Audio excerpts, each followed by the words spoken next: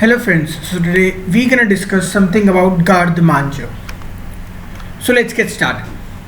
Garde Manger literally means a cool place used for storage. So like in the early time period, in the ancient time, there was a room in the common household also and in the kitchen also, which is located something in the underground of the household.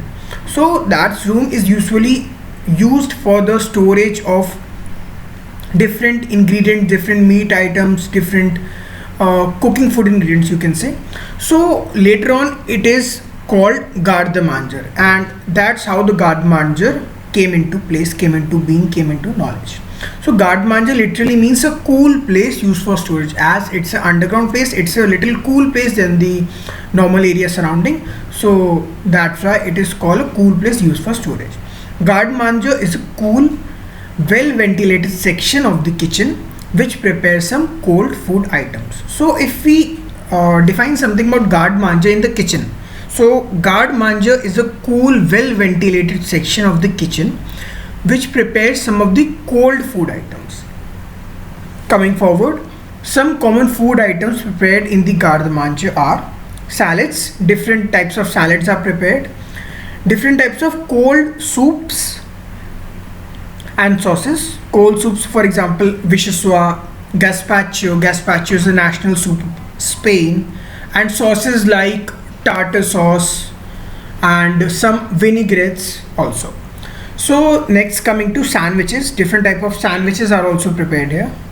Then garnishes, different types of garnishes, as the cold kitchen is usually work with the particular, with the specifications, with the cold ingredients. So garnishes, many of the garnishes are also prepared here. Many of the greens, microgreens are also prepared here, grown up here. Next, coming to ice and other carvings. So ice carving and other sculpture carving like butter sculptures and other ice carvings are also prepared in this section only. Next, coming up to appetizers, then there is cold meat items and some other ingredients also, etc.